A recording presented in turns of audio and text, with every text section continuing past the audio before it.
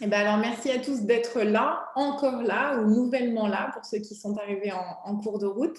Donc, on entame le dernier moment de cet après-midi d'échange autour du prix Fondation Cognac J. J'espère que vous avez beaucoup appris avec les intervenants de la conférence et des ateliers. Là, on va rentrer dans un temps un peu plus d'information concernant le prix. En espérant que ça réponde globalement aux questions que vous vous posez. Et puis, évidemment, on prendra le temps aussi d'écouter vos questions.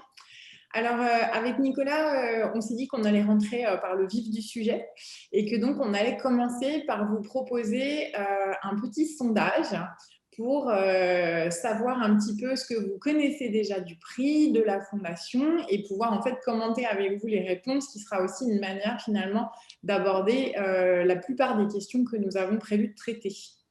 Alors, je regarde juste parce que je vois qu'il y a beaucoup de... Alors, donc, du coup, je vais ouvrir le vote pour le sondage et vous devriez le voir apparaître. D'accord. Je vois que le vote progresse à vitesse grand V. Vous êtes déjà 71% à avoir voté. On se donne encore 30 secondes? Oui, on est à 3 minutes là, donc on va... Ok, je vais, On met fin au vote. je vais mettre fin au vote. Tu le fais, Georgia? Allez, 3, 2, 1, c'est parti. Donc, question numéro 1. La Fondation Cognac J est une fondation d'entreprise qui finance des projets sociaux. Donc, vous avez répondu oui à 82% et non à 18%. Ce qui prouve bien qu'il est important de faire un petit rappel sur ce qu'est la Fondation Cognac J. Alors, la Fondation Cognac J, ce n'est pas du tout une fondation d'entreprise. La Fondation Cognac J, c'est une fondation reconnue d'utilité publique qui existe depuis 1916, qui a été fondée par Monsieur Cognac et Madame J, les époux Cognac J, qui étaient les fondateurs de la Samaritaine, donc ceux qui ont créé les grands magasins de la Samaritaine, et qui, à peu près au même moment, enfin, dès que la Samaritaine a commencé à avoir du succès et donc à générer des bénéfices, ont créé une fondation associée pour, au départ, c'était de la philanthropie assez typique de leur époque, hein, c'était pour venir en aide à leurs salariés et plus largement d'ailleurs à l'ensemble des nouveaux employés du grand commerce parisien. Donc, il y avait deux questions en fait dans cette question. Est-ce que c'est une fondation d'entreprise? Pas du tout. Donc, elle n'est pas adossée à une entreprise. La Fondation Cognac J, elle n'a plus de lien avec... elle n'a jamais été une fondation d'entreprise. Elle a toujours été séparée de la Samaritaine. Et elle n'a plus de lien avec la Samaritaine depuis les années 2000. Donc, c'est vraiment une fondation reconnue d'utilité publique. Et cette fondation, elle fait quoi? Eh bien, c'est une fondation qui gère des établissements qui viennent en aide à des personnes en situation de fragilité. Donc, c'est des personnes qui vont être malades, par exemple, des personnes qui vont être en situation de handicap, des jeunes qui vont être en situation de carence éducative et qui vont devoir être temporairement retirés à la garde de leurs parents, des jeunes qui vont être dans des situations socio-culturelles compliquées et avoir des difficultés scolaires. Donc, toutes des personnes très âgées, par ailleurs. On a aussi un EHPAD, un espace pour personnes atteintes de la maladie d'Alzheimer. Donc, c'est à peu près tous les âges de la vie, avec un arc assez large d'action. 13 établissements, beaucoup en Île-de-France, un petit peu en région. Par exemple, en Haute-Savoie, parce que c'était le lieu d'origine des Cognac J, tout simplement. Et 2000 salariés à ce jour. Donc, c'est une fondation qui est de taille assez importante aujourd'hui. Quand on dit qu'il finance des projets sociaux, c'est à la fois vrai et faux. C'est vrai parce qu'il y a le prix Fondation Cognac J, qui lui est là pour soutenir justement et développer la solidarité sociale de demain, ce qui est plus largement le rôle du laboratoire des solidarités. Mais la Fondation n'a pas d'action de mécénat par ailleurs, c'est-à-dire que nous n'avons pas de département mécénat. Nous ne répondons pas, par exemple, à des appels au mécénat, on en reçoit régulièrement, mais on ne peut pas y répondre. Alors, pour une raison assez simple, c'est que la Fondation vit sur ses fonds propres. Ce n'est pas une fondation qui fait appel à la générosité du public. Et du coup, les fonds qu'elle a, elle les réinvestit quasiment à 100%, sauf une part congrue qui est dévouée au laboratoire des solidarités dans ses actions au quotidien, dans les 13 établissements qu'il faut qu'elle fasse vivre. Donc, il n'y a pas d'action de mécénat. Et c'est important de le comprendre parce que vous allez voir que ça influe sur la manière dont est conçu l'appel à projet, le prix Fondation Cognac J. Alors, je reviens d'abord sur la question numéro 2. Les innovations sociales soutenues par la Fondation Cognac-Jet sont exclusivement dans le domaine de la santé. Alors, pas du tout. Tout simplement déjà parce que notre action à nous, au quotidien, elle n'est pas que dans le domaine de la santé. Comme vous pouvez le voir, on a un panel d'actions qui est bien plus large que ça, qui couvre à la fois le médico-social, le social, l'enseignement. Et donc, déjà de base, notre métier est très ouvert en termes de secteur d'intervention. Et de manière générale, l'idée, c'était au contraire d'avoir une approche extrêmement large de la solidarité, puisqu'on est assez convaincu qu'il y a beaucoup de passerelles entre les solutions qu'on peut imaginer pour des besoins ou publics différents et que donc travailler en silo ne nous semblait pas être une solution d'avenir. Alors, hop, on va descendre et je vais aussi avancer un petit peu. Donc, juste un petit zoom sur le laboratoire des solidarités. C'est important que vous sachiez dans quoi se situe le prix Fondation Cognac-Jet. Donc, le prix, c'est un des piliers de ce laboratoire qui est globalement un dispositif de recherche et développement et qui s'appuie aussi sur 3 autres piliers. Une base de connaissances en ligne, solidarum.org, que je vous invite à aller regarder. On vous a d'ailleurs envoyé des liens vers des ressources qui venaient notamment de Solidarum, mais pas seulement, parce que la Fonda est aussi, par exemple, un producteur de ressources. Et dans lequel, donc la base, c'est un endroit où on recense les innovations sociales et solidaires qu'on repère un peu partout dans le monde.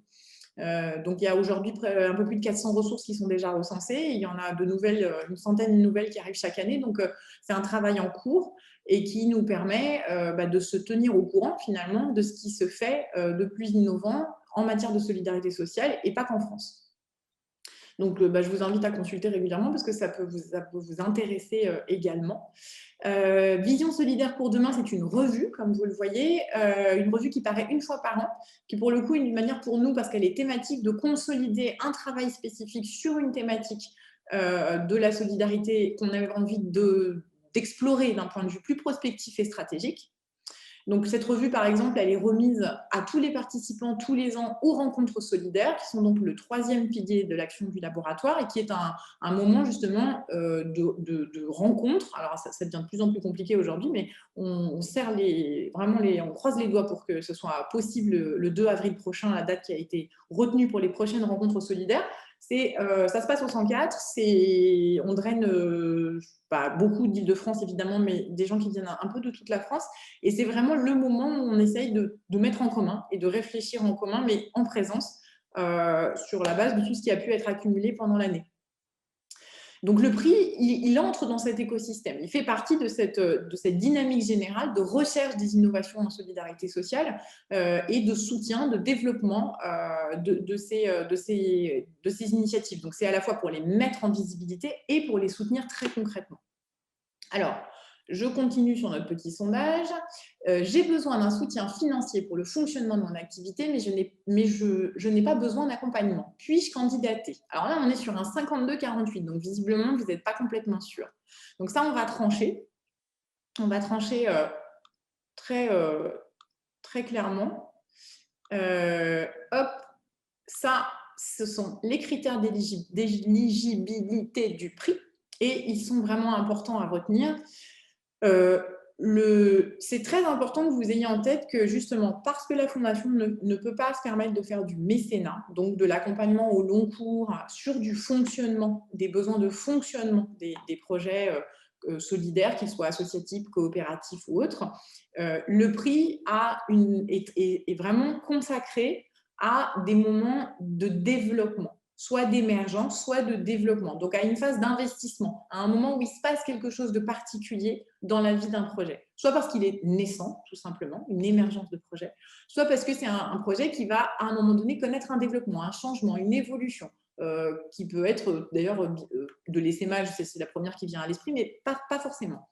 Donc, c'est important parce que ça veut dire que si c'est un projet qui fonctionne et qui a besoin simplement de trouver, ce qui est très important, hein, mais qui n'est pas notre rôle à nous, de la subvention, du mécénat pour continuer à fonctionner tel qu'il est, ça ne concerne pas le prix. Donc, ça n'est pas la peine de perdre du temps à remplir un dossier. C'est important parce que votre temps est précieux. Donc, c'est important de candidater là où ça peut avoir un intérêt. Et une manière de bien cibler, c'est de vous demander si vous avez besoin d'accompagnement. Parce qu'on le verra plus précisément, mais la dotation, ce n'est pas que de l'argent. Et ça n'est qu'un tiers de la dotation, l'argent. Et donc, si vous n'avez pas besoin d'un accompagnement en incubateur et un accompagnement en communication, eh bien, le prix, finalement, ne vous servira pas à grand-chose. Donc, autant que vous alliez là où ça vous est utile. Question 5. Mon projet est avant tout écologique. Puis-je candidater? Alors, là, vous avez répondu à 78% oui et à 22% non. Eh bien, en fait, la réponse, c'est non. Alors, pourquoi non? En fait, c'est un non qu'on va commenter. Parce que l'objectif premier du prix, c'est de soutenir les projets solidaires, c'est-à-dire les projets qui vont se tourner vers des actions qui sont en faveur de publics en situation de difficulté, de publics fragilisés, et qui vont aller dans le sens d'une plus grande accessibilité ou d'une plus grande inclusion ou d'une meilleure qualité de vie, etc. Donc, bien sûr que si on regarde au sens très large, au sens sociétal du terme, avoir une vision écologique et durable et solidaire, parce que c'est solidaire avec les générations futures. Mais ce qui va compter pour pouvoir candidater au prix et pouvoir espérer avancer dans la sélection, c'est qu'il y ait une dimension solidaire à cette vocation écologique. C'est-à-dire, par exemple, je vous donne un exemple très concret. L'année dernière, on a eu plusieurs lauréats d'ailleurs qui étaient comme ça, mais j'en ai un en tête dont le projet était de faire du recyclage de biodéchets qui provenaient des restaurants et des commerces de la ville de Bordeaux. Mais ce recyclage ne se faisait pas, c'était pas juste ça le projet. Le projet, c'était de le faire avec des personnes en situation de précarité qui étaient éloignées de l'emploi et pour lesquelles rentrer dans ce cycle de recyclage, de collecte et de recyclage des biodéchets allait devenir un moyen de réinsertion et d'accès à l'emploi pour reconstruire une meilleure insertion sociale ou une insertion sociale tout court selon leur statut de départ. Donc, on va privilégier des projets qui vont avoir ce caractère hybride, c'est-à-dire qui vont prendre en compte dans la vocation, par exemple, écologique, une dimension solidaire immédiate. D'accord?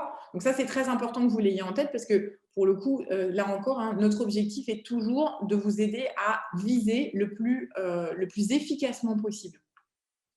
Autre question. Mon projet est un produit commercial pour améliorer le quotidien de publics fragilisés. Puis-je candidater? Alors là, on voit que vous êtes assez divisé sur la réponse puisqu'on est à 58-42. Alors, la réponse est non.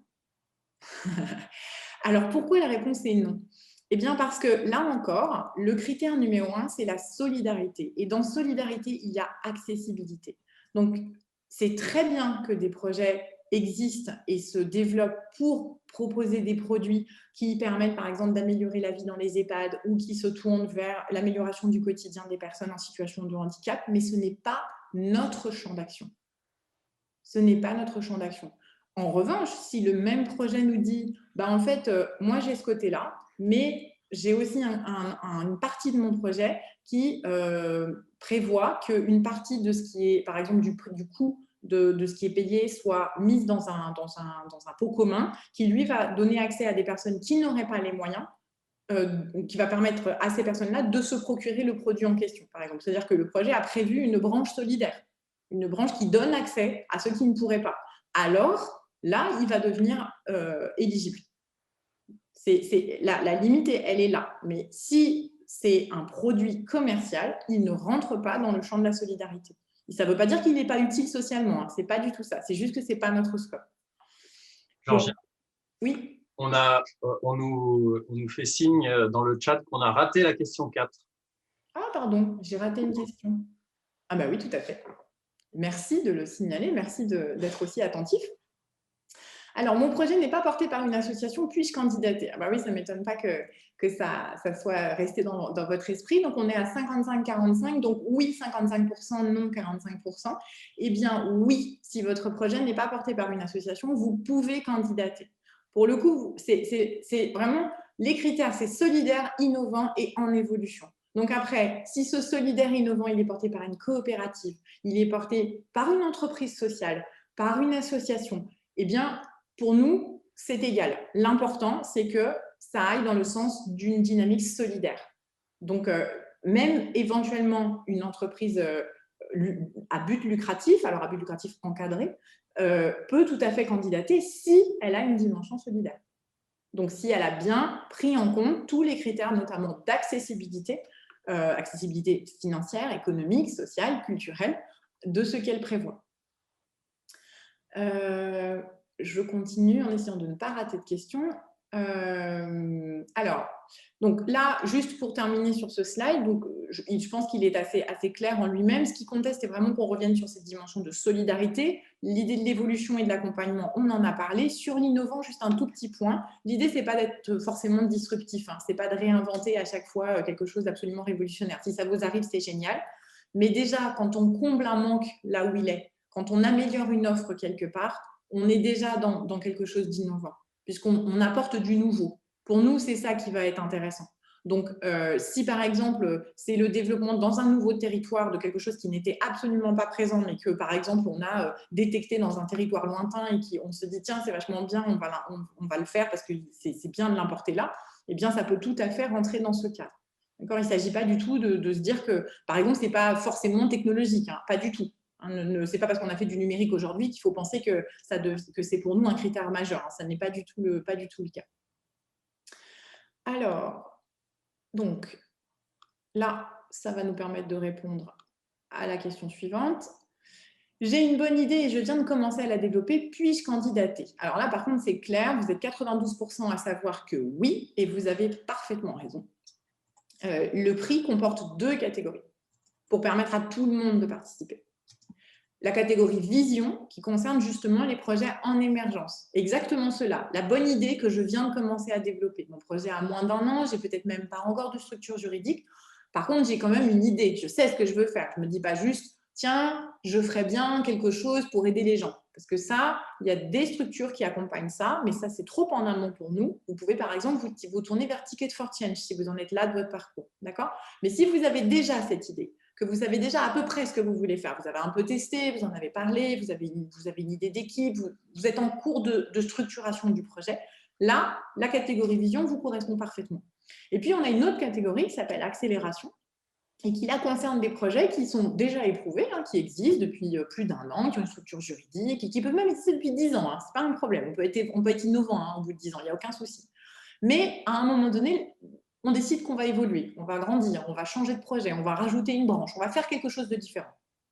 Et bien là, on peut candidater au prix Fondation Cognac-Jet pour être accompagné, soutenu à la fois financièrement et par un accompagnement expert sur ce nouveau développement qu'on veut mettre en marche. Et pour lequel, du coup, même si on est déjà rodé sur autre chose, on peut avoir besoin d'aide, au-delà de l'aide financière, je veux dire. Donc, on est arrivé au bout du sondage. Donc, vous voyez que ce n'est pas inutile quand même de se poser ce genre de questions parce que ce n'est pas si facile que ça de cerner les différents acteurs qui portent des appels à projets et qui sont, je le sais bien, nombreux en France et dans le champ de la solidarité ou de l'innovation sociale. Donc voilà, c'était une manière pour nous d'essayer de vous donner un peu plus de visibilité, de clarté sur à la fois les critères d'éligibilité et qui nous sommes, parce que c'est important de savoir où on candidate pour savoir si on va aller à un endroit qui nous correspond aussi. C'est très important. Je vais passer la main à Nicolas, qui est donc l'animateur de communauté du prix Fondation Cognac-Jet depuis plusieurs années déjà, pour prendre la suite de cette description, de ces explications sur le prix Fondation Cognac-Jet. Et puis, de toute façon, je reste parmi vous, on pourra échanger et répondre à vos questions tout à l'heure. Nicolas, à toi. Alors, bonjour à tous. Je me présente. Moi, je m'appelle Nicolas Openot. Donc, je m'occupe d'animer les communautés du prix et plus largement du laboratoire des solidarités que Georgia vous a présenté. Donc, c'est à moi que vous aurez, c'est moi que vous trouvez derrière les adresses mail et les réseaux sociaux. Et c'est moi qui vous accueillerai quand vous serez invité à passer devant le jury si vous êtes sélectionné et par la suite à recevoir votre prix si vous êtes lauréat. Voilà. Alors, avant de passer à la slide sur la dotation, j'aurais souhaité vous présenter un lauréat, une lauréate plus précisément, qui est parmi nous et qui avait, quand elle a candidaté justement, un très beau projet en vision qui a été soutenu par le prix et qui a pu du coup aller de l'avant. Et je voulais qu'elle nous en parle. C'est Mélanie Poirot. Est-ce que Mélanie, vous êtes là? Le partage.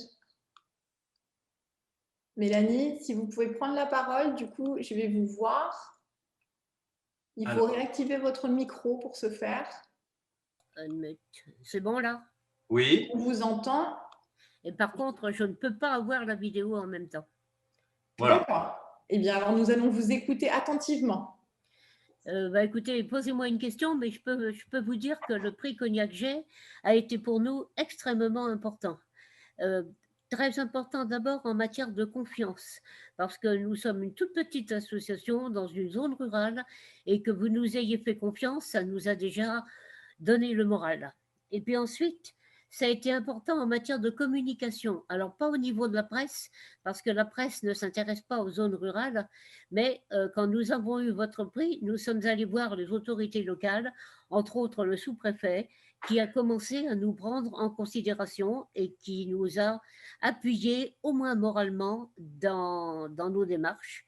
Et puis, bien sûr, les 5 000 € que vous nous avez accordés, ça nous a beaucoup aidés, de même que l'accompagnement, mais peut-être l'accompagnement un peu moins.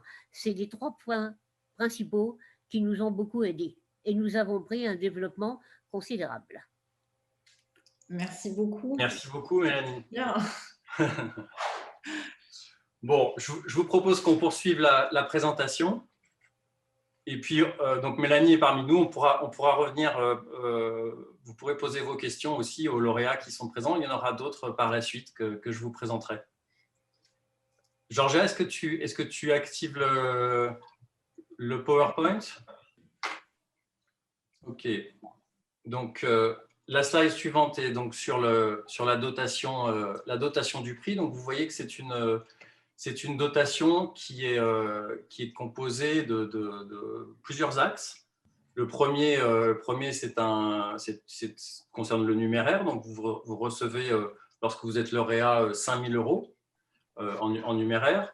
Le second, c'est un accompagnement. On a bien souligné que parmi les critères importants lorsque vous présentez votre projet, c'est celui de montrer en quoi vous avez besoin justement d'être accompagné, parce que on vous permet de suivre un accompagnement chez un de nos incubateurs partenaires pendant 6 mois, qui va vous permettre de développer votre projet et avec lui, en trouvant avec lui le sujet que vous aurez envie de développer au moment où ce sera le cas, et pour vous permettre de franchir une étape.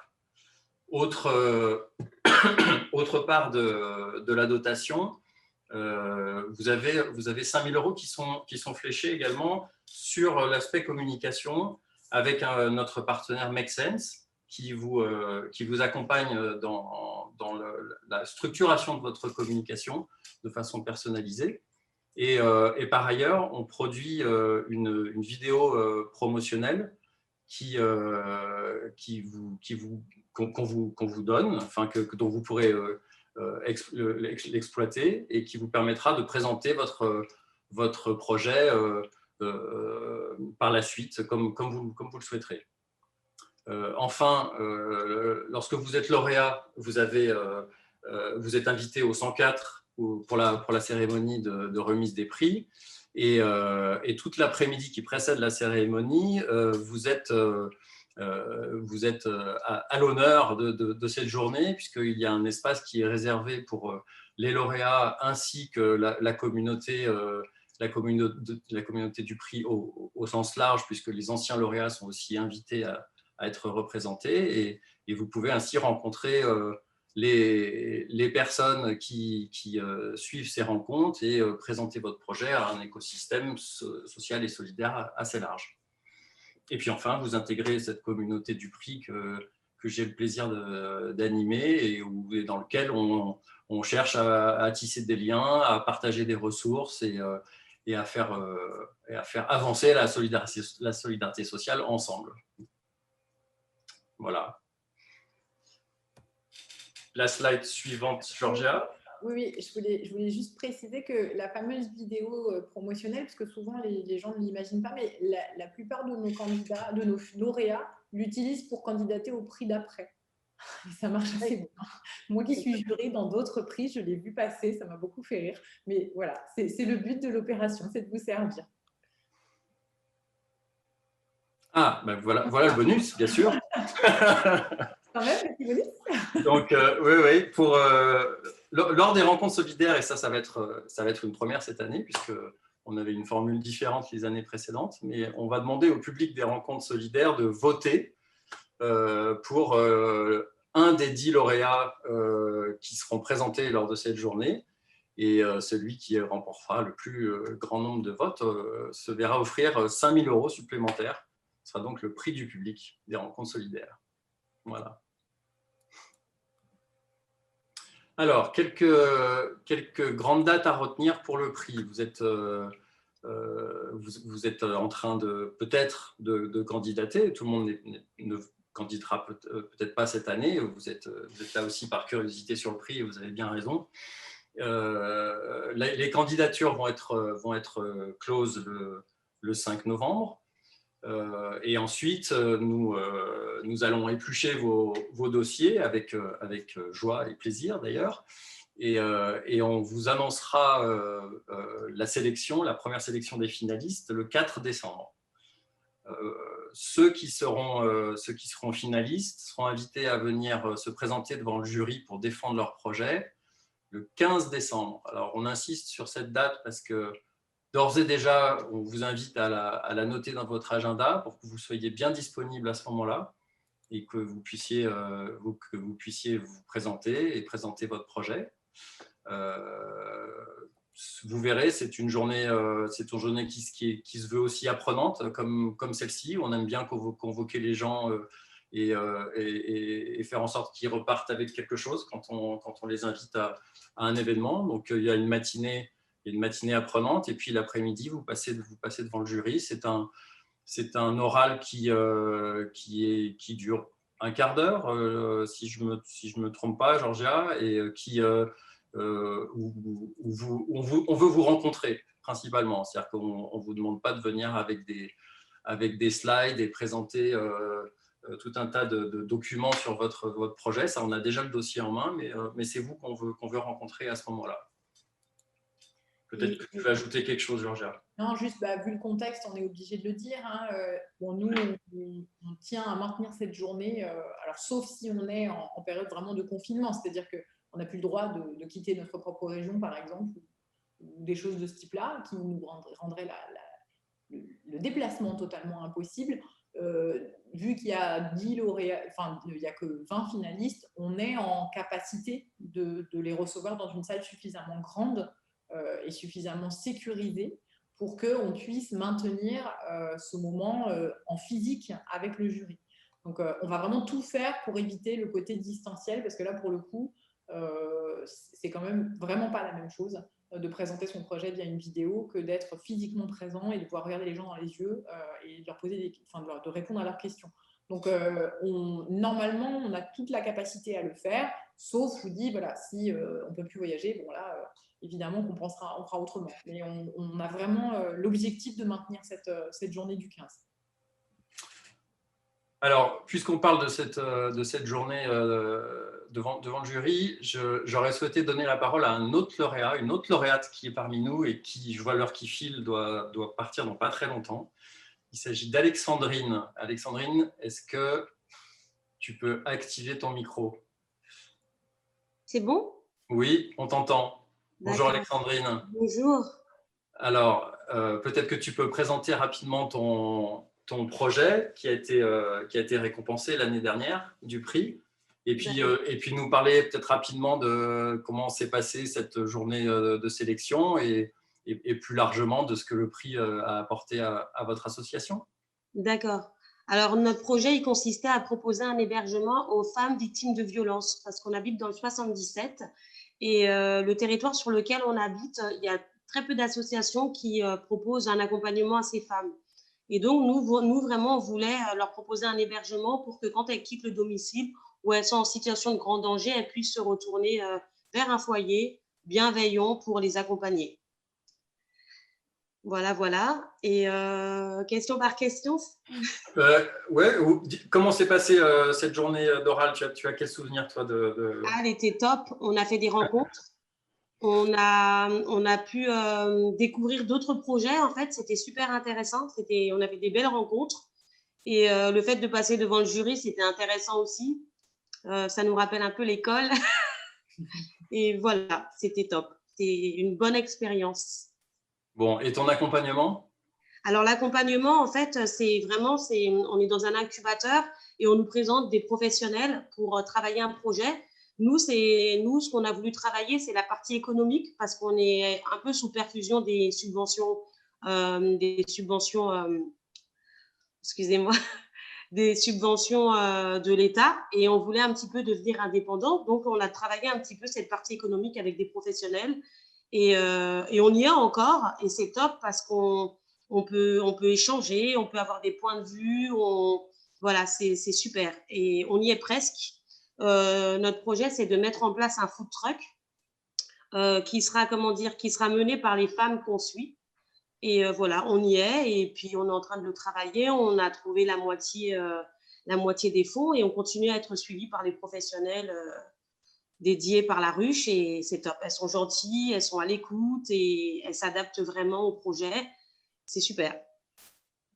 C'est super. D'autant que là, on a eu une année très particulière, parce qu'avec le Covid, il a fallu faire des accompagnements en partie à distance. Oui. On a dû tout reporter, tout adapter. Et je pense que, vous allez me confirmer, Alexandrine, mais il me semble que les partenaires ont vraiment fait l'effort de s'adapter à une situation extrêmement nouvelle. Elle s'adapte à tout, en fait. Elle s'adapte vraiment plus on a fait de la visio. Ensuite, on s'est donné des rendez-vous un petit peu à l'extérieur. On a fait, voilà, elles se sont vraiment adaptées de A à Z. Bon, super. Merci beaucoup. Merci, Alexandrine. Je reprends le fil des dates dont on voulait vous parler. J'arrive. Voilà, donc une fois que vous êtes passé devant le jury, assez rapidement, vous saurez si vous êtes lauréat ou non. Et dans les mois qui suivront, puisque nos rencontres solidaires et nos remises de prix seront le 2 avril, on aura tout ce temps pour préparer cette journée et pour qu'elle soit la plus optimum possible pour vous, pour que vous puissiez bien parler de votre projet, bien le présenter et puis qu'on ait de belles rencontres et une belle remise des prix. Donc, c'est un événement qui est assez millimétré parce qu'on a finalement peu de temps pour faire beaucoup de choses, on a envie de faire plein de choses, mais on est là pour vous accompagner et jusqu'à ce grand rendez-vous qui a souvent un très bon souvenir pour les lauréats. Oui, puis c'est millimétré parce que sinon les remises de prix c'est pénible, ça peut être très très long. Donc chez nous non, chez nous c'est moins d'1 heure. Voilà, et puis par la suite, donc, dès le début de l'année prochaine, vous commencerez votre accompagnement, encore une fois, si les conditions le permettent, auprès des incubateurs, de façon distante ou pas. Et puis, on vous retrouvera la prochaine journée de la communauté du prix, comme on a plaisir à retrouver nos anciens lauréats des années passées. Absolument. Voilà. Donc, j'insiste bien sur ces 2 dates, 15 décembre, 2 avril. Vous pouvez mettre une croix déjà dessus jusqu'au résultat du prix. Parce que si vous êtes finaliste, on vous convoquera pour le jury. Et puis, de toute façon, tout le monde peut mettre une croix sur le 2 avril parce que vous êtes tous chaleureusement invités aux rencontres solidaires qui vous intéresseront tous. Alors, est-ce que, Nicolas, oui. Il y a 2-3 questions là qui sont sorties qui portent vraiment sur les accompagnements et tout ça. Peut-être on peut les prendre vite fait là avant de passer à… Vas-y, je t'en prie. Ouais. j'ai vu passer deux choses. Alors, d'une part, j'ai vu la demande concernant qui sont les partenaires. Alors là, pour le coup, je ne vais pas les lister maintenant, mais vous avez toutes les informations sur le site du prix. Si vous allez sur Prix Fondation Cognac Jet, vous allez trouver toutes les infos. Il y a la liste des partenaires, il y a bien sûr les dates clés que vous avez là. Toutes ces informations-là sont sur notre site. Donc, parmi les partenaires, vous avez la Ruche, elle a été citée, vous avez Make Sense, mais vous en avez plein d'autres. On a des partenaires en région, puisque notre idée, c'est que évidemment, chaque lauréat puisse être accompagné au plus près de chez lui. Donc, chaque année, d'ailleurs, on agrandit notre maillage régional au fur et à mesure que des incubateurs se développent pour essayer de faire en sorte que les lauréats ne soient pas accompagnés loin, puisque l'idée, c'est quand même de pouvoir développer un maillage territorial. Sauf quand c'est une demande. On en a certains qui l'ont fait et du coup, ils ont été accompagnés à Paris. Qu'est-ce que j'ai vu passer? Des questions concernant si je suis déjà incubée, est-ce que je peux candidater quand même? Alors, tous les cas de figure sont existants, mais globalement, je vous le déconseille. D'abord parce que vous risquez de faire deux fois le même accompagnement, parce que même si on change un peu de sujet, c'est quand même des cycles qui sont...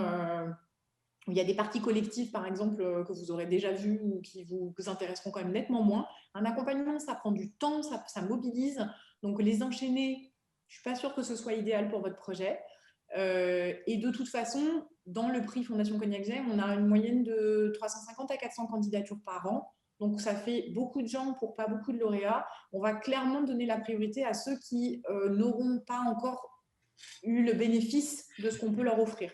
Donc, vous ne serez pas prioritaire si vous avez déjà été incubé juste avant. Alors, si ça fait 3 ans, la question ne se pose pas. Mais si vous venez de finir une incubation, enchaîner sur une autre ne me paraît peut-être pas être la meilleure des solutions.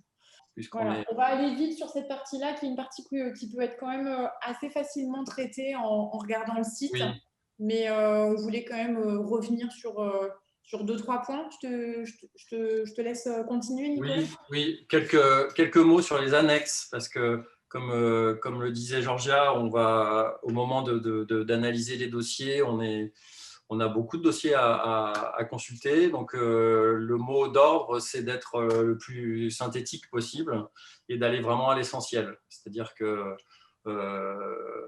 même pour le dossier en lui-même, j'ai eu quelques questions déjà concernant la longueur des réponses. On vous communique des modèles pour répondre à nos questions. Il y a des espaces qui sont réservés. Vous pouvez bien sûr prendre un peu plus d'espace, mais n'essayez pas de trop en mettre. Essayez de chercher la concision, l'esprit de synthèse pour qu'on puisse rapidement voir de quoi il s'agit. En ce qui concerne les annexes, donc, alors on l'a mis dans l'ordre, les photos, les vidéos, les flyers, le budget très synthétique. Nous, ce que ça nous permet, les annexes, c'est de rentrer un peu dans votre univers. Donc, une bonne photo où on vous voit, je dirais même une bonne ou une moins bonne photo. Ne cherchez pas forcément à exceller dans la définition, dans le type d'image. Mais on veut voir où vous êtes, on veut voir votre environnement, mettre un visage. J'en profite d'ailleurs pour dire aussi qu'on s'adresse à un porteur de projet, c'est-à-dire que tout le long de la mécanique du prix, on a un contact avec une personne qui porte le projet et qu'on va recevoir devant le jury et qui se verra remettre ensuite le prix si elle est lauréate. Évidemment, si quelqu'un d'autre dans l'équipe est plus à l'aise à l'écrit pour constituer le dossier, vous pouvez le faire en équipe, mais on a besoin de mettre un visage sur le projet et même pour des objectifs de communication pour vous par la suite quand on viendra parler de vous. Voilà, donc photo, vidéo, une vidéo c'est toujours un plus, c'est pas indispensable, donc ne vous sentez pas obligé absolument d'en mettre une, mais si vous avez des éléments, c'est très bien. Et voilà, ensuite les flyers, plaquettes, là encore, ce sont des éléments qui viendront compléter, mais oui, alors je souligne compléter, hein, c'est-à-dire que ça nous est permis d'avoir des dossiers qui étaient des flyers. C'est-à-dire qu'à la place du dossier à télécharger et à remplir, on a récupéré la plaquette. Bon, ça, pour nous, c'est rédhibitoire. C'est-à-dire que Vous remplissez le dossier ou vous ne le faites pas si vous n'avez pas l'intention de candidater, mais le flyer ou la plaquette ne sont pas des éléments suffisants. Ce sont des annexes que vous pouvez éventuellement ajouter si vous en disposez, puisque tous les projets n'en disposent pas et ce n'est pas du tout un problème. Ok, je passe? Oui. Donc, juste ça, c'est un petit rappel de ce qu'on vient de vous dire. Et oui, ne mettez pas 50 photos, hein, ce n'est pas du tout la peine. En plus, vous allez encombrer votre dossier. Alors ça, c'est une photo type, juste pour vous rappeler un point important, mais aujourd'hui, j'ai l'impression que c'est vraiment mieux ancré que ça ne l'était à l'époque où on a commencé à en parler. Faites attention aux photos quand vous avez des dits bénéficiaires ou des personnes que vous accompagnez dans vos projets, et même d'ailleurs quand ce sont vos collaborateurs, bénévoles, salariés, etc. Il faut toujours avoir... J'ai pas mis la question dans le sondage. Les droits sur les images. Hein, il faut que vous fassiez signer les droits d'image. Et si jamais vous ne les avez pas, ou c'est compliqué de les avoir, ou de toute façon vous préférez respecter un certain anonymat, vous pouvez toujours tricher en faisant des photos comme ça, où on évite que ce qu'on ne veut pas rendre reconnaissable le soit. D'accord ? Faites-y attention, prenez cette habitude, parce que quand on fait des petites exceptions en se disant oui, mais c'est pas grave, c'est juste pour le dossier, en fait, souvent on prend un mauvais pli et ça peut avoir des conséquences. Alors, si vous avez encore des questions, déjà, il y a une FAQ sur la plateforme de candidature. Donc ça, c'est très important. En fait, vous êtes nombreux et vous posez souvent les mêmes questions. Donc nous, chaque année, on a construit une foire aux questions dans laquelle on abonde, hein, Nicolas, chaque année, notamment grâce à tous les mails que vous lui envoyez et auxquels Nicolas répond. Donc, il y a déjà probablement une partie des réponses qui sont sur la foire aux questions. Et puis, l'équipe du prix vous répond sous 24 heures sur ce mail-là. Donc, si vous avez des questions, vous pouvez aussi les poser là. Alors, ce n'est pas des questions techniques. C'est-à-dire, attendez, je déroule. Hop. Si vous avez des questions techniques sur la plateforme de la candidature, par exemple, je ne sais pas, j'ai mis mon dossier, mais j'ai l'impression que ça a bugué, ou j'arrive pas à le télécharger, ou voilà. Là, vous pouvez utiliser la messagerie, la plateforme de candidature. Si vous avez des questions vraiment de fond, j'hésite vraiment entre vision et accélération, je suis un cas un peu particulier, j'ai un doute, vous pouvez utiliser l'adresse prixfondation@connectg-.fr. C'est Nicolas qui est derrière et c'est toute notre équipe qui vous répond. Si Nicolas a un doute, on répond collectivement. Donc ça, c'est déjà un point de départ. Et puis, évidemment, on va aussi tout simplement prendre vos questions dans les minutes qui... Alors, éventuellement, on a une dernière lauréate qui est parmi nous, Christelle Cuinet et Céline. Est-ce que vous êtes là? Est-ce que vous m'entendez? Céline Donnet? Oui. Bonjour. Alors, est-ce que vous pouvez rapidement nous présenter votre projet? Vous étiez lauréat l'année dernière. Et puis, j'aurais souhaité que vous nous parliez d'un autre accompagnement qui était celui en communication dont vous avez bénéficié, si vous voulez bien. Alors, bonjour. Donc, là, c'est Christelle qui parle. Nous, on a été vraiment super bien accompagnés par la Fondation Cognac G. Je voulais juste revenir un petit peu sur la journée où on est intervenu, où on est passé devant un jury. Ça a été vraiment une journée très riche où on a pu rencontrer tous les projets et puis toutes les associations qui avaient été retenues. Et le jour de l'oral, pour petite anecdote, j'ai été repérée par un journaliste de France Inter et j'ai pu passer sur la matinale quelques temps plus tard. Donc ça avait été assez chouette parce que ça nous a donné une belle visibilité nationale. On a eu plein d'appels derrière. Et puis, effectivement, au-delà du prix qui nous a permis d'accompagner 2 personnes malades sur le terrain, donc de faire des livres avec elles, on a eu un très bel accompagnement au niveau de la communication. Et là, je vais laisser Céline en parler, parce que c'est elle qui a fait tout ce travail avec Make Sense. Donc oui, comme l'a dit Christelle, voilà, nous, notre projet, c'est d'accompagner par l'écriture les personnes qui sont gravement malades ou en fin de vie, donc quel que soit leur âge et quel que soit l'endroit où elles se trouvent. Et donc, pour mettre un petit peu en œuvre tout ça, on a plein d'outils plutôt qui dataient un petit peu, qui n'étaient pas forcément souvent refaits ou réinterrogés, Et là, c'est vrai que l'accompagnement qu'on a eu, alors on en a eu pour le coup plusieurs, mais qui ont tous été très bénéfiques. J'aurais très bien pu parler aussi de la mesure d'impact, mais celui sur la communication, il y a eu un travail de fait qui était juste, c'était magique en fait, parce que l'équipe qui nous a contactés, on a discuté un peu ensemble, on a envoyé aussi nos supports existants, et en fait, ils ont compris ce qu'on faisait, sans forcément voilà, qu'on passe des journées entières ensemble. Là, ils ont compris ce qu'on faisait, ils ont tout à fait cerné ce qu'on voulait et ce qu'on voulait pas. Et en fait, aujourd'hui, on a un nouveau logo et une nouvelle charte graphique. Donc, en fait, on a gagné. On s'est rendu compte qu'on avait perdu du temps avant et on a gagné en fait du temps. On va pouvoir refaire tous nos supports, partir sur un site internet, nouveau site internet, actualisé, avec des nouvelles couleurs, une nouvelle charte. Et ça, c'est vraiment extra, parce que voilà, ça nous manquait, ça nous faisait défaut, et on aurait pris, je pense, encore une grosse année dans la vue si on n'avait pas eu cet accompagnement-là. Ouais, super. Je Merci. transmettrai à mes non. de votre... Merci à vous. Ouais, merci. Ouais, c'est vraiment un très bel accompagnement que vous proposez, très complet. Absolument. Bon, merci beaucoup. Merci. Je vois les questions qui défilent. Merci encore du témoignage. Je vois les questions qui défilent et le temps qui presse. Alors, je voudrais juste, il y a quelqu'un qui propose qu'on traite les réponses par texte en asynchrone, par mail par exemple. C'est pas impossible.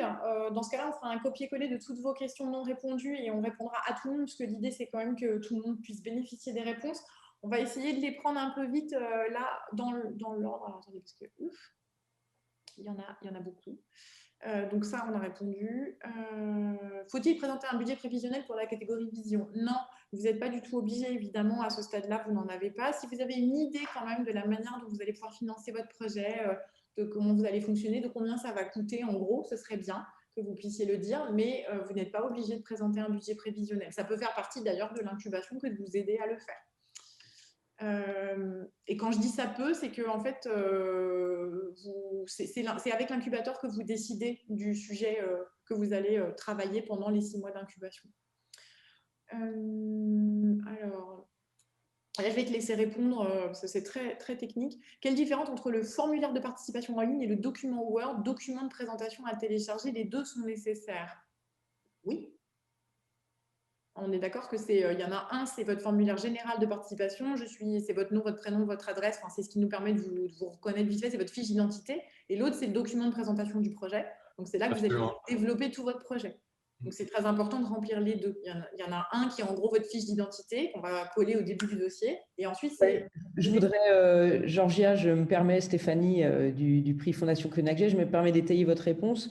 Le formulaire en question, c'est à la fois, effectivement, comme vous le dites, la fiche d'identité, mais c'est aussi les réponses les plus synthétiques possibles pour qu'on ait un premier aperçu de votre projet, et notamment aussi qui va aider aussi le jury à avoir déjà, je dirais, un résumé de votre projet sur les catégories d'innovation sociale dans lesquelles vous portez votre projet, ainsi que en quoi il est innovant, etc. Ça nous permet d'avoir une vision synthétique de votre projet avant de lire le dossier plus complet.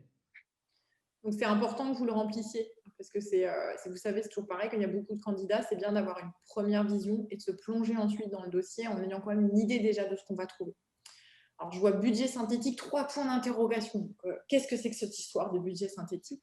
Ça veut juste dire, si vous avez déjà un budget classique avec toutes vos lignes, que vous avez l'habitude de faire des budgets, vous nous mettez votre budget normal. Pour ceux qui n'auraient pas beaucoup d'habitude des budgets, vous pouvez faire un truc en 3 lignes avec vos grandes entrées, vos charges, vos produits. Et puis, c'est juste pour avoir une idée du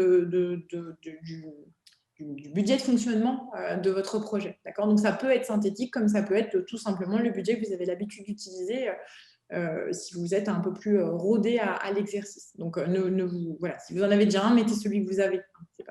Vous embêtez pas à essayer de savoir ce qui est synthétique ou ce qui ne l'est pas. Alors, pour les questions super précises sur le dossier de candidature, je vous invite vraiment à envoyer un mail à Nicolas et on vous répondra plus précisément, parce que là, ça va être compliqué si tout le monde n'a pas le dossier sous les yeux. Alors, Si notre projet est une création d'entreprise qui s'inscrit pleinement dans l'ESS, il vient donc combler un manque existant et ça considéré comme commercial. Donc, je n'ai pas dû être claire tout à l'heure. Ce que je disais, c'est que si vous êtes une entreprise commerciale, vous n'êtes pas une entreprise de l'ESS, c'est-à-dire que vous n'êtes pas une entreprise à ESUS, par exemple, ou à lucrativité limitée. Et que donc, par exemple, vous avez inventé une très, très belle tablette qui permet à des personnes âgées, déficientes visuelles et avec des problèmes tactiles de pouvoir interagir avec leur famille. Vous avez sans doute un projet magnifique et qui sera très utile, mais qui ne rentre pas dans le cadre du prix puisque vous allez vendre un produit commercial à des EHPAD. D'accord ? Si en revanche, vous développez, par exemple, il y a des projets qui portent des cantines solidaires, des food trucks pour les migrants, et qui, eux, ont donc une activité commerciale, mais qui a un but solidaire, alors vous rentrez dans le cadre du projet. Après, si la réponse ne suffit pas, là encore, dans des cas vraiment très précis, n'hésitez pas à nous envoyer des mails. Il y a des liens qui vous ont été envoyés là pour aller regarder la liste des partenaires, le FAQ, des vidéos sur nos lauréats qui ont témoigné et d'ailleurs sur les autres. J'ai bien entendu les réponses en asynchrone. Dans ce cas, j'ai l'impression que les 2 porteuses de projet ont été accompagnées. Non, c'est pas le cas. Il y a toujours une personne qui va à l'accompagnement. Alors, ce n'est pas forcément la même que celle qui a rempli le dossier ou que celle qui est venue devant le jury. Ça, c'est à vous de voir si vous êtes une équipe, celui qui est le meilleur en pitch, celui qui est le meilleur pour écrire, et puis celui qui aura le temps et qui sera le plus concerné par l'accompagnement. Mais quand on fait un accompagnement de 6 mois en incubateur, il faut qu'il y ait une personne, une seule, qui vienne et qui suivent l'accompagnement. Donc, il faut la désigner dans l'équipe. Si c'est tout le temps quelqu'un de changeant, c'est compliqué. Donc là, par exemple, c'est vraiment Céline qui a suivi l'accompagnement. Et puis après, Christelle parlait plus généralement de ce qu'elle a vécu dans sa candidature et du prix et dans les rencontres solidaires. Oui, si c'était il y a 2 ans, ça passe pour ceux qui ont le projet de la ruche, là, il y a 2 ans. Quels sont les points rédhibitoires les plus fréquents qui vous conduisent à écarter certaines candidatures? Elle est dure, celle-là. Alors déjà, c'est les dossiers pas complets. C'est les dossiers pas remplis, avec des bouts qui manquent. Voilà, c'est un premier point de départ. Déjà, c'est de faire le job, quoi. Il y a un certain nombre de choses à remplir, à rendre. Il faut les rendre, il faut faire le job. Et après, ça va être vraiment, pour le coup, les deux grandes catégories de critères qui vont nous guider, nous, puis quand je dis nous, c'est le comité de sélection, puis le jury. C'est d'une part les 3 des critères d'éligibilité que je vous ai donnés tout à l'heure. C'est solidaire, innovant, en développement. C'est-à-dire que quand on voit un projet qui, par exemple, est clairement plutôt dans de la recherche de fonds pour son fonctionnement, parce qu'il en a besoin et il a bien raison d'en avoir besoin, clairement, il ne sera pas prioritaire. Quand on voit un projet qui a sûrement une très belle idée, mais qui n'a pas la solidarité comme vocation première, c'est pareil, ça ne marchera pas. Ça, ça va nous amener à devoir l'écarter, parce qu'il faut bien choisir à un moment donné. Et puis, l'autre grand critère qu'on va utiliser, c'est justement le fait de se dire, mais qu'est-ce qu'on lui apporte à ce projet? Qu'est-ce qu'on va pouvoir lui apporter? Est-ce que le prix va vraiment lui être utile? Est-ce qu'il va lui être plus utile qu'au voisin? Et c'est ça, on va dire qu'à caractère solidaire, innovant égal, à dépôt de projet complet, soigné, qui a mis du temps, etc., égal, à la fin, ce qui va aussi jouer, c'est ça. C'est est-ce qu'on pense qu'on peut être vraiment utile au projet? On peut lui apporter vraiment quelque chose. Et on va essayer d'aller vers ça parce que sinon, on se sent un peu inutile et on trouve ça très, très dommage. En écho à une autre question que je vois qui dit on finit tout juste un incubateur et serait rédhibitoire. Là aussi, à dossier égal, quelqu'un qui vient d'être accompagné sera peut-être moins favorisé, comme tu le disais tout à l'heure, que quelqu'un qui n'a pas encore accès à tout cet écosystème de l'accompagnement de l'ESS, etc. quoi. Donc, on cherche aussi à favoriser l'entrée dans ce monde-là, dans cette communauté et dans toutes les ressources qu'on peut y trouver. Ok. Si on commence le projet en portage salarial, on indique ou on présente le projet comme étant sans statut pour l'instant, vous dites toujours ce qui est vrai. Vous dites toujours la réalité. Donc, vous expliquez ce que vous êtes maintenant et ce que vous pensez être plus tard. Le comité de sélection et le jury seront à même de comprendre et de juger en conséquence. Mais dites les choses telles qu'elles sont. Parce que pour le coup, s'il y a un truc qu'ils ne vont pas apprécier, c'est de le découvrir après coup. Donc, et puis, a priori, il n'y a pas de raison que ce soit problématique. Mais pour le coup, soyez le plus transparent possible. De toute façon, c'est mieux de faire comme ça. La solitude des veufs et des veuves, moi, je ne connais pas le problème, mais en tout cas, le problème social existe. Donc, à découvrir, mais pourquoi pas. Quel est le nombre de projets sélectionnés? De sélectionner à quel stade? Parce qu'il y a plusieurs stades de sélection. Mais ce qu'on peut vous dire en tous les cas, c'est qu'il y a 20 finalistes et 10 lauréats. C'est déjà un premier niveau de réponse.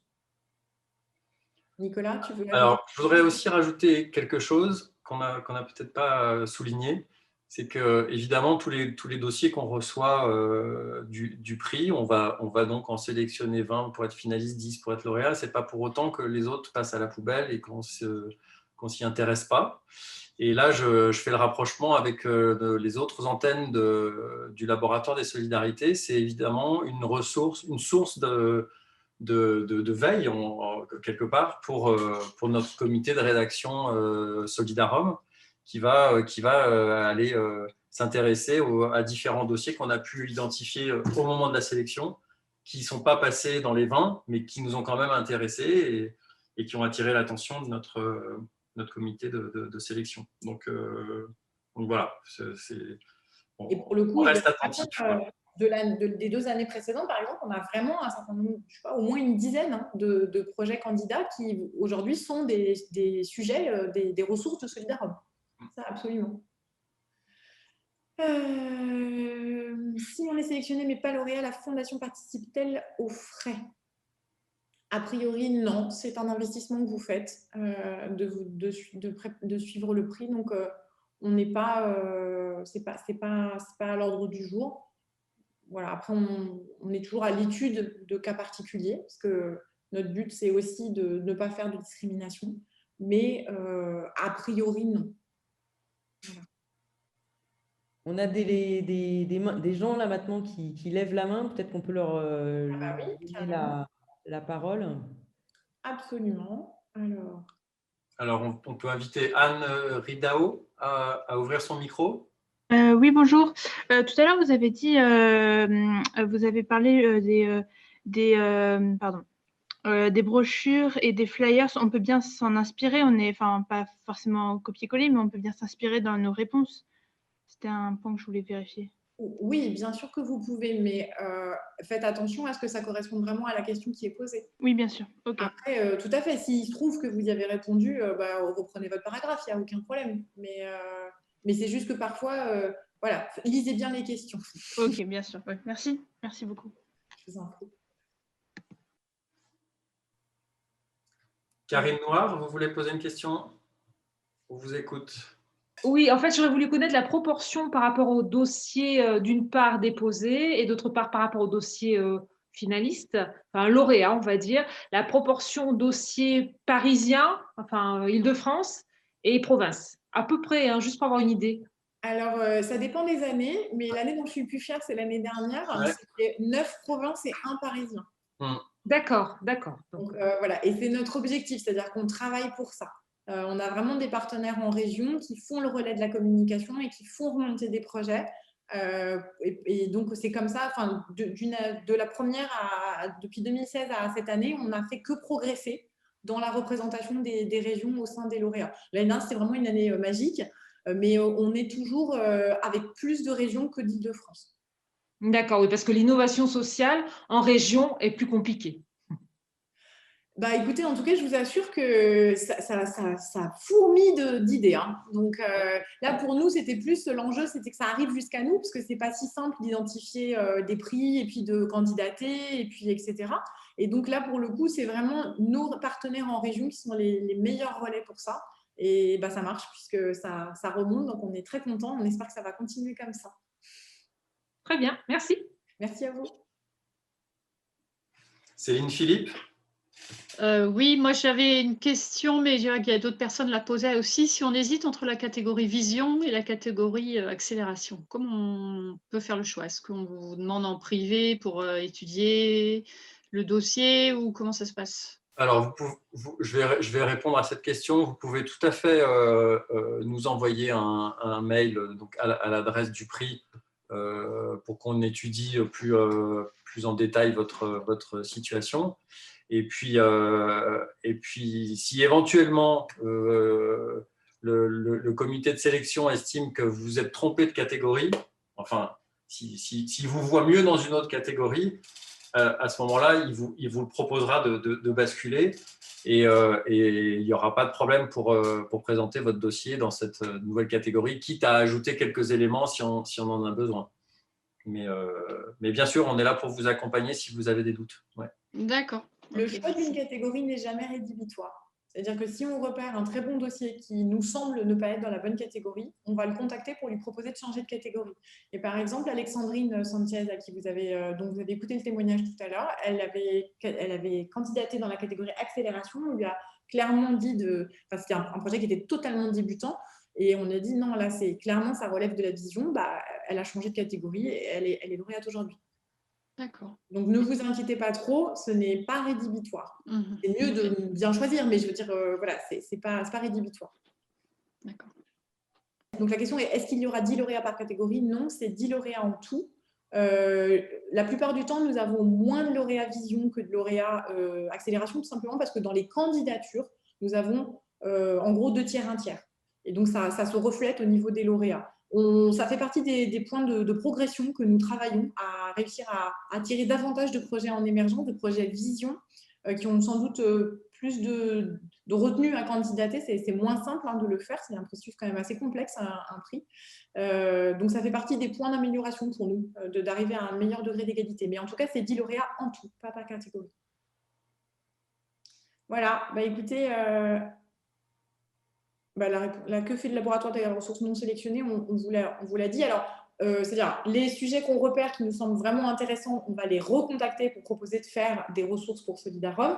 Après, peut-être qu'il y a une question derrière à laquelle quand même il faut répondre, c'est qu'est-ce que vous faites de nos dossiers? Donc, ils ne sont transmis à personne. On respecte vos données personnelles, donc les dossiers ne vont pas aller se balader où que ce soit. Ils vont être stockés dans nos archives, mais c'est tout. Nous ne les transmettons à personne. Et si nous avons l'initiative de vouloir faire d'un dossier un sujet pour Solidarum, nous contacterons évidemment le projet pour lui demander si ça l'intéresse. Donc, on ne fait jamais rien sans vous le demander. Je pense que c'est important que vous sachiez qu'on n'utilise pas vos données comme ça. Oui, vous pouvez tenter la plateforme d'épargne. On arrive à la fin du temps qui nous est imparti et puis que vous nous avez très longuement accordé. Donc, merci d'avoir été aussi nombreux. J'espère que cette après-midi vous aura beaucoup intéressé, en tout cas qu'elle vous aura apporté quelque chose. C'est ce qu'on essaye de faire à chaque fois, de ne pas vous mobiliser pour rien. Et donc, j'espère que vous serez tous des futurs candidats, si en tout cas ça vous correspond et si vous pensez que le prix vous correspond. On a hâte de découvrir tous vos beaux dossiers et de toute façon, on vous souhaite une très, très, très, très belle continuation. Merci à tous d'avoir été là. Au revoir. Au revoir à tous.